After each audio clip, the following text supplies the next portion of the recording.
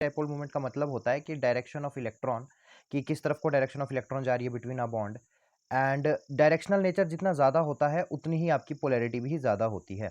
अब कुछ रूल्स होते हैं डाइपोल मोमेंट को कैलकुलेट करने के लिए। जैसे सबसे पहला रूल जो आपके पास है कि लोन पेयर्स की सबसे हाईएस्ट प्रायोरिटी होती है, सेकंड हाईएस्ट प्रायोरिटी आपके इलेक्ट्रोनेगेटिव एलिमेंट्स की होती है, और फिर आपके जो एरो होता है डाइपोल मोमेंट का वो हमेशा हाई प्रायोरिटी की तरफ होता है।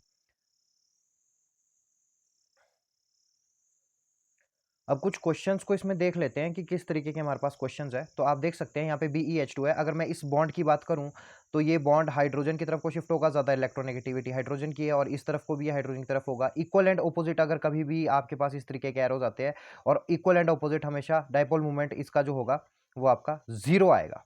ओके, अब सेकंड मॉलिक्यूल की तरफ देखते हैं। अब बोरोन का एक जो बॉन्ड है वो फ्लोरीन की तरफ है, तो इसका डाइपोल मूवमेंट इस बॉन्ड का ऊपर की तरफ आएगा, इसका डाइपोल मूवमेंट नीचे की तरफ आएगा, एंड इसका भी यहाँ को आएगा। अब ये जो दो डाइपोल मूवमेंट्स होते हैं, जब ये इस तरीके से आ रहे होते हैं, किसी एंगल पे आ रहे होते हैं, तो नेट वेक्टर हम इनका लेंगे जो बिल्कुल नीचे होगा, एंड ऊपर भी फ्लोरीन नीचे भी फ्लोरीन, तो इसका डाइपोल मूवमेंट भी आपके पास एब्सोल्युटली जीरो हो जाएगा।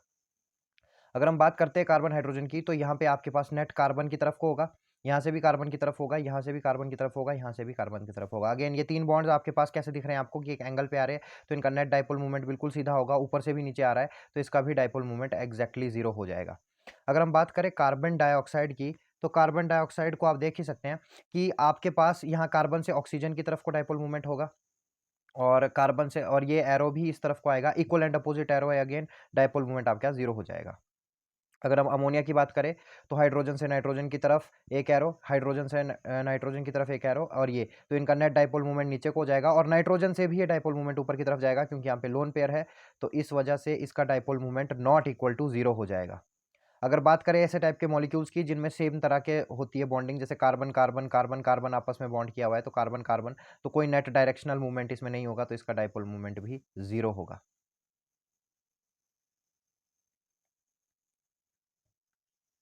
तो अब इस तरीके के मॉलिक्यूल है, आप देख ही सकते हैं। अब डाइपोल मूवमेंट यहाँ पे इस कार्बन से इधर को होगी और इससे इधर को होगी। अगेन ये एंगल में बन रहा है, तो नेट एंगल इस तरफ को बनेगा। और अगर हम बात करें इस तरह के मॉलिक्यूल की, तो देखिए यहाँ पे भी ऐसा ही कुछ हो रहा है, लेकिन एंगल थोड़ा अब वाइड हो गया है। वाइड एंगल होने की वजह से इसका डाइपोल मूवमेंट हल्का सा कम हो जाएगा।